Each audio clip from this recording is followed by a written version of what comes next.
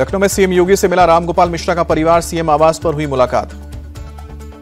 बहराइच में गोली लगने से हुई थी रामगोपाल मिश्रा की मौत के बाद बहराइच में भड़की थी हिंसा। बहराइच हिंसा को लेकर रामगोपाल के परिवार ने पुलिस पर लगाया आरोप, कहा कि पुलिस की लापरवाही के चलते हुई हिंसा, पुलिस की सुरक्षा मिलती तो ऐसा नहीं होता। मृतक रामगोपाल के परिवार ने आरोपियों पर बुलडोजर कार्रवाई की मांग की, कहा कि आरोपियों को फांसी की सजा मिलनी चाहिए। उत्तर प्रदेश के बहराइच में कल हुई हिंसा के बाद भारी संख्या में पुलिस बल तैनात, हिंसाग्रस्त इलाके में अर्धसैनिक बलों की तैनाती। कल हुई हिंसा के बाद अब तक 30 से ज्यादा दंगाई हिरासत में ले गए, जहां जहां दिख रहे हैं जली गाड़ियां और जले घर मकान। उत्तर प्रदेश के उप मुख्यमंत्री ब्रजेश पाठक ने बहराइच में हालात नियंत्रण में बताया, कहा कि हम पीड़ित परिवार के साथ हैं, दंगाइयों के खिलाफ कड़ी कार्रवाई होगी। ब्रजेश पाठक बोले, दंगा फसाद समाजवादी पार्टी के डीएनए में, हमारी प्रतिबद्धता राज्य में कानून व्यवस्था बनाए रखने में है। बहराइच बवाल पर बोले समाजवादी पार्टी के नेता अवधेश प्रसाद, कहा कि पुलिस की लापरवाही से हुई हिंसा बवाल के लिए सरकार जिम्मेदार, योगी सरकार का कानून व्यवस्था पर कोई कंट्रोल नहीं। बहराइच की घटना पर बोले मुख्तार अब्बास नकवी, कहा कि यह घटना दुखद है, जो लोग सांप्रदायिक सियासत करने में जुटे हुए हैं उनके हितैषी नहीं। बहराइच में बवाल पर एमएलए सुरेश्वर सिंह बोले, बहराइच में अभी हालात सामान्य है, दोषियों के खिलाफ होगी कड़ी कार्रवाई। बहराइच की घटना पर बोले आरएलडी नेता मुल्क नागर, असामाजिक तत्वों के खिलाफ होगी सख्त कार्रवाई, किसी को भी माहौल खराब करने नहीं दिया जाएगा। दिल्ली में वक्फ बिल पर ओजेपीसी की बैठक का बहिष्कार, विपक्षी नेताओं ने बैठक से किया वॉकआउट। वॉकआउट करने वाले विपक्षी सांसद फिर से बैठक में हुए शामिल, वक्फ बिल पर जेपीसी की बैठक से पहले किया था वॉकआउट। बाबा सिद्दीकी मर्डर के मामले में मुख्य आरोपी गुरमेल सिंह की गिरफ्तारी का वीडियो आया सामने, गोलीबारी के बाद मुंबई पुलिस ने सबसे पहले गिरफ्तार किया था। ईवीएम को लेकर विपक्षी दलों के सवालों पर बोले मुख्य चुनाव आयुक्त राजीव कुमार, 100% फुल प्रूफ है ईवीएम, जनता मतदान में हिस्सा लेकर हर सवाल का जवाब देती है। बीजेपी केंद्रीय चुनाव समिति की बैठक आज, पीएम मोदी करेंगे अध्यक्षता, महाराष्ट्र चुनाव के लिए उम्मीदवारों के नाम पर होगी चर्चा। मुंबई में राज्यपाल द्वारा नियुक्त किए गए 7 एमएलसी ने ली शपथ, उपसभापति नीलम गोरे ने विधान भवन में शपथ दिलाई। महाराष्ट्र में 7 एमएलसी की नियुक्ति पर बोले नाना पटोले, कहा कि कैसे संवैधानिक व्यवस्था से बेईमानी की जाती है, ये बीजेपी पूरे देश को सिखा रही है। महाराष्ट्र विधानसभा चुनाव को लेकर बोले कांग्रेस से प्रदेश अध्यक्ष नाना पटोले, कहा कि सीट बंटवारे की बैठक पूरी नहीं हो पाई है, महाविकास अघाड़ी 288 सीटों पर चुनाव लड़ेगा। राजेश ठाकुर ने हरियाणा के साथ महाराष्ट्र का चुनाव नहीं कराए जाने पर उठाए सवाल, हरियाणा में 3 नवंबर तो महाराष्ट्र में 26 नवंबर तक है पिछली सरकार। झारखंड विधानसभा चुनाव की तारीखों की घोषणा को लेकर बोले जेएमएम नेता मनोज पांडे, कहा कि बीजेपी को की तारीखों की घोषणा की जानकारी किसी आयोग को कठपुतली बनाकर रखना गंभीर बात। झारखंड में जेएमएम और कांग्रेस पर बीजेपी प्रवक्ता प्रतुल शायदेल का पलटवार, कहा कि चुनाव आयोग मियाद पूरी होने के 6 महीने पहले तक करा सकती है चुनाव। महाराष्ट्र और झारखंड में विधानसभा चुनाव को लेकर बोले बीजेपी नेता मुख्तार अब्बास नकवी, कहा कि बीजेपी वो पार्टी नहीं जो एक परीक्षा पास करने के बाद विजय घूमने चले जाए। झारखंड विधानसभा चुनाव को लेकर जेएमएम की तैयारी तेज, 81 सीटों पर चुनाव लड़ेंगे सीएम हेमंत सोरेन और सहायक दल।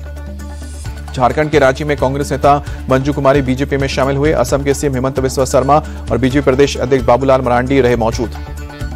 एक बार फिर से चर्चा में पटना में डिप्टी सीएम सम्राट चौधरी का बंगला, बंगले से जुड़े वस्तु दोष के मिटाने के लिए बंगले के पीछे के गेट को कराया गया है बंद, गेट को बंद कर खिड़की की जा रही है ऊंची दीवार। बंगले में रहने वाले डिप्टी सीएम पूरा नहीं कर पाते हैं अपना कार्यकाल, पीछे के गेट को बंद करने के बाद सियासी आरोप प्रत्यारोप का दौर शुरू। खालिस्तानी उग्रवादी निज्जर के मामले में भारत और कनाडा के बीच तनाव बढ़ा, भारत सरकार ने कनाडा के उच्चायुक्त सहित 6 राजनयिकों को निष्कासित किया। विदेश मंत्रालय ने कनाडा के उच्चायुक्त को किया तलब, राजनयिकों को 19 अक्टूबर की रात 12 बजे से पहले देश छोड़ने का आदेश। भारत सरकार ने कनाडा के से राजनयिक संबंध किए खत्म, भारतीय उच्चायुक्त समेत सभी राजनयिकों को कनाडा से वापस बुलाने का फैसला। विदेश मंत्रालय ने कहा कि भारतीय उच्चायुक्त पर बेबुनियाद आरोप बर्दाश्त नहीं है, ट्रूडो सरकार के एक्शन ने भारतीय डिप्लोमेट की सुरक्षा खतरे में डाली है। कनाडा और भारत के तनाव के बीच जस्टिन ट्रूडो की सफाई, कहा कि हमने भारत के साथ संबंधों में तनाव पैदा करने का विकल्प नहीं चुना। भारत की सख्ती के बाद पीएम ट्रूडो ने दोनों देशों के लोगों के आपसी संबंधों की दुहाई दी, कहा कि लोगों के बीच गहरे ऐतिहासिक और व्यापारिक संबंध हैं। पीएम मोदी ने भारत मंडपम में वर्ल्ड टेलीकम्युनिकेशन स्टैंडर्डाइजेशन असेंबली 2024 का उद्घाटन किया, बोले कि टेलीकॉम और संबंधित टेक्नोलॉजी के मामले में अग्रणी देशों में से एक है भारत। पीएम मोदी बोले भारत में मोबाइल के यूज करने वालों की संख्या 120 करोड़ है, भारत में दुनिया का 40% से अधिक डिजिटल लेन देन होता है। 2014 से पहले देश में थे केवल 2 मोबाइल प्लांट।